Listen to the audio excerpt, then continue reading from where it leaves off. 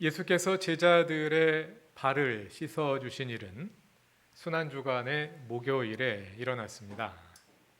그래서 이날을 가리켜 세족 목요일이라고 부르지요. 세족 목요일 식사 자리에서 일어난 일은 요한복음 13장부터 17장까지 5장에 걸쳐서 길게 서술되어 있습니다. 그리고 18장을 보면 예수님은 그 식사 후 밤에 기드론 골짜기를 사이에 두고 예루살렘 성전 건너편에 있는 감람산에서 로마 병정들에게 붙잡혀 순환을 당하셨습니다. 그러므로 이 식사가 예수께서 제자들과 함께한 최후의 만찬이 되는데요. 요한복음 13장은 그 만찬의 첫 장면들을 담고 있습니다. 13장에는 예수께서 자기의 사람들을 끝까지 사랑하셨다는 해설로 시작하여 그 만찬 자리에서 예수님은 제자들에게 내가 너희를 사랑한 것 같이 너희도 서로 사랑하라고 분부하십니다. 그러한 틀 속에서 예수께서 친히 제자들의 발을 씻어 사랑의 본을 보여주시면서 너희도 서로 발을 씻어주라고 말씀하시는 장면이 들어있습니다. 그와 함께 예수의 두 제자 가룟 유다와 베드로가 대조되는데요. 가룟 유다는 예수를 배반하여 그를 죽음으로 내몰고, 베드로는 예수를 위해 목숨까지 바치겠다고 다짐하지만 예수님은 세 번이나 자신을 모른다 할 것이라고 예고하시지요. 이렇게 많은 내용이 13장에 담겨 있는데요. 그 내용들이 따로 떨어져 있지 않고 서로 조밀하게 얽혀서 함께 최후의 만찬 이야기를 열고 있습니다.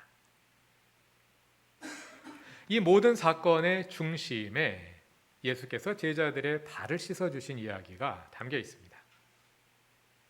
본문 4, 5절의 그 모습이 상세히 서술되는데요. 예수께서 잡수시던 자리에서 일어나 겉옷을 벗고 수건을 가져다가 허리에 두르십니다. 그리고 대야에 물을 담아다가 제자들의 발을 씻어주시고 허리에 두른 수건으로 물기를 닦아주십니다. 예수님의 이 행동은 여러 가지 면에서 종의 모습을 상징적으로 보여줍니다. 먼저 그 사회에서 노예는 겉옷을 입지 않았습니다. 겉옷은 자유인의 전유물이었거든요. 종들은 속옷만 입고 일을 했습니다. 예수님은 스스로 종의 복장을 갖추셨습니다. 그리고 수건을 허리에 친히 두르셨는데요. 여기에서 두르다는 허리에 띠를 두를 때 사용되는 동사입니다. 그 사회에서 주인이 옷을 입을 때는 종이 옆에서 두르도록 도와주었습니다. 그러나 예수님은 종처럼 스스로 수건을 두르셨습니다. 무엇보다 다른 사람의 발을 씻어주는 행동이 충격적이지요. 발을 씻어주는 것은 그 시대의 노예가 하는 일이었는데요. 그러나 유대 사회에서는 노예에게도 발 씻는 일을 시키지 않았다 합니다. 종이 하는 일은 발 씻을 물을 떠다 주는 것까지였습니다. 씻어주지는 않았습니다. 그러나 예수님은 스스로 제자들의 발을 씻으시고 또 수건으로 물기를 닦아주셨습니다. 유대 사회의 기준으로 하자면 종보다 더 낮아지신 것입니다. 예수님의 이 행동은 무엇을 의미할까요?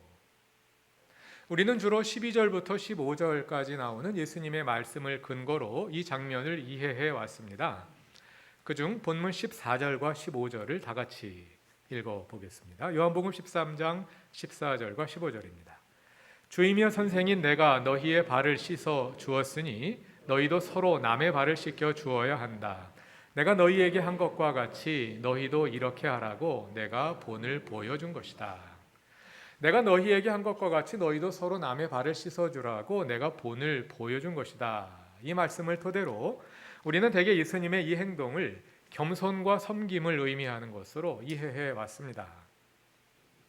그러나 본문을 자세히 읽어보면 여기에는 그것을 포함하여 그 이상의 더 깊은 의미가 담겨 있음을 알게 됩니다. 6절 이하에는 예수께서 베드로와 나눈 대화가 담겨 있는데요.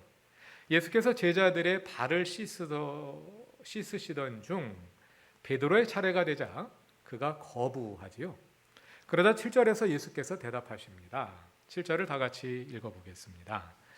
예수께서 그에게 대답하셨다. 내가 하는 일을 지금은 내가 알지 못하나 나중에는 알게 될 것이다.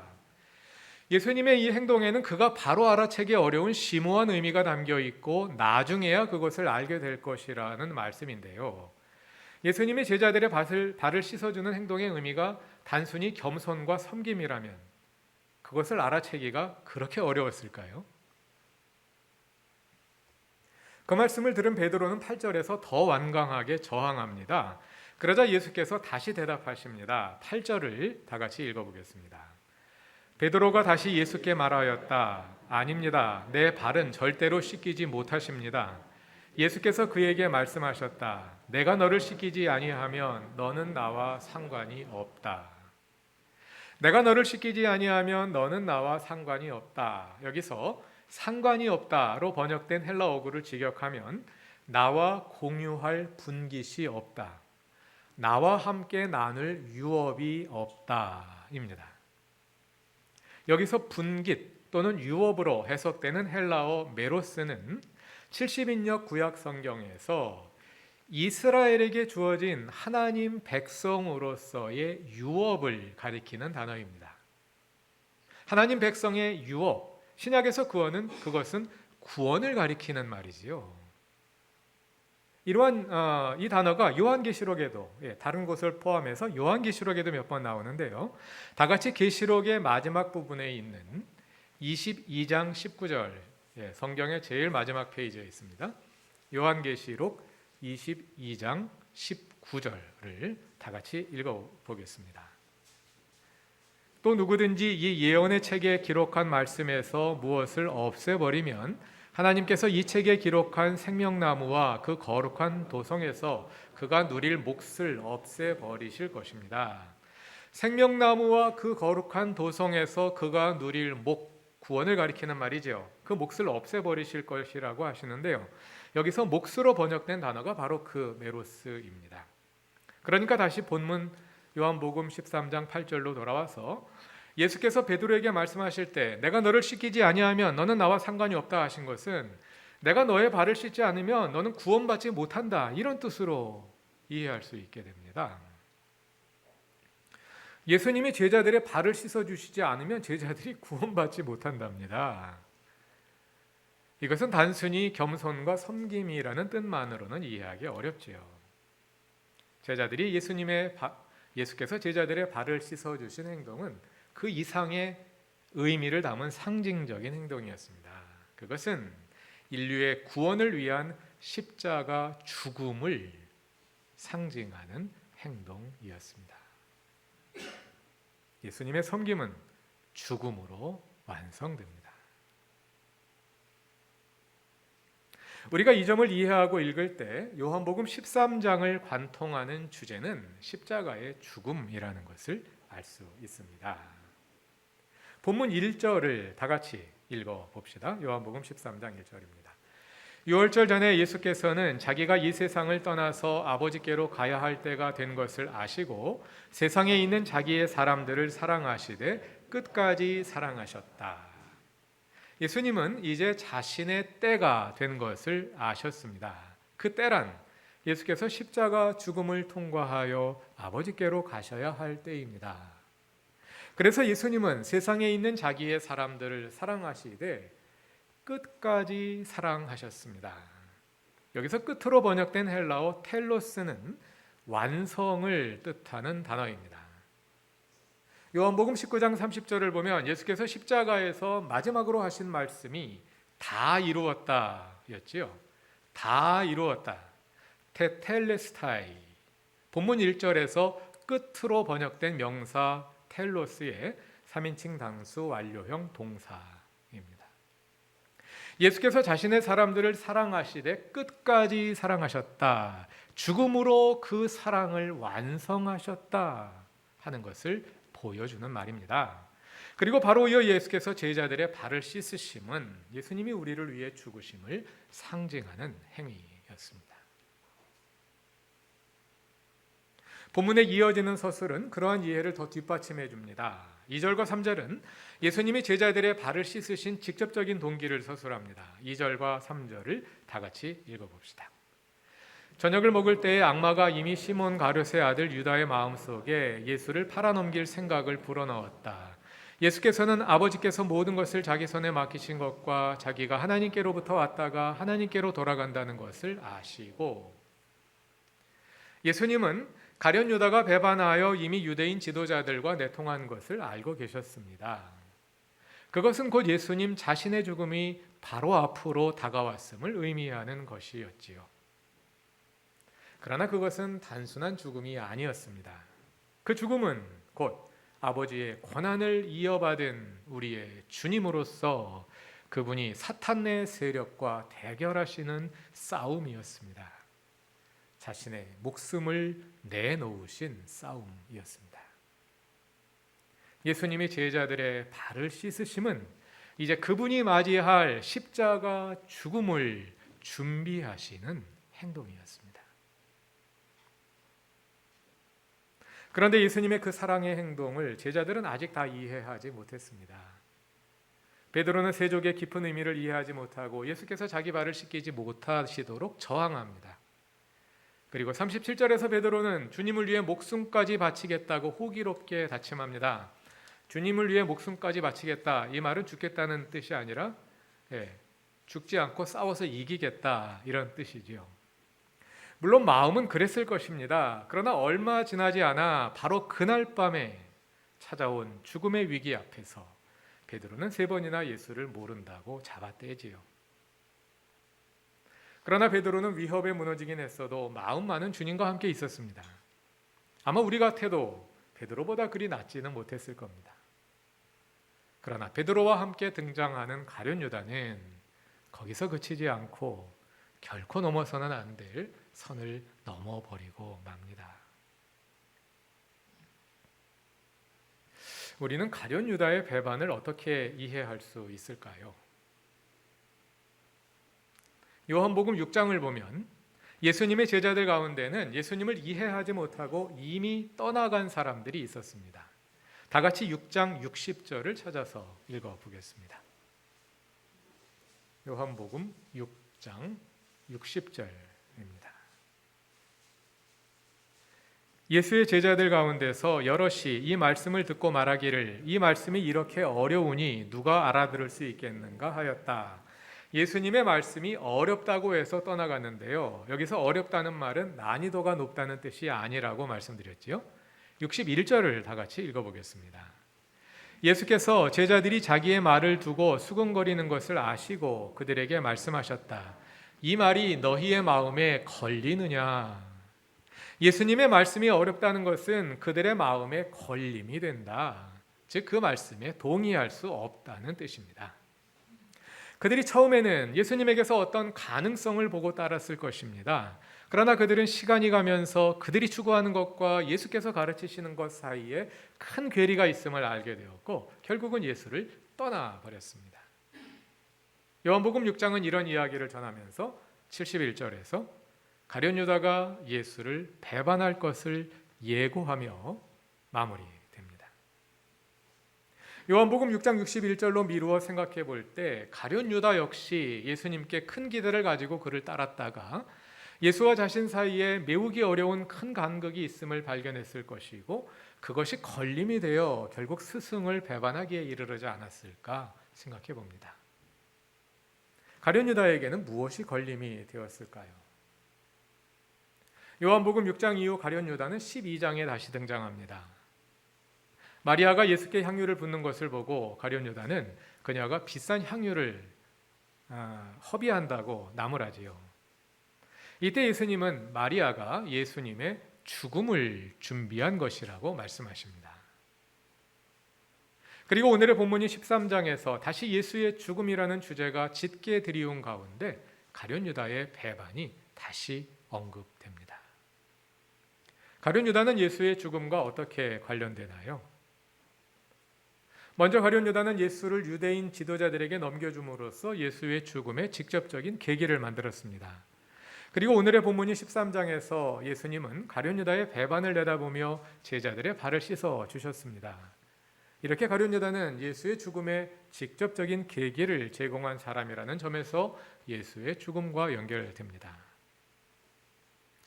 그러나 그와 함께 생각해 볼 수 있는 것은 예수의 말씀 가운데 가룟 유다에게 걸림이 되었던 것이 바로 예수의 죽음이 아니었을까 하는 것입니다.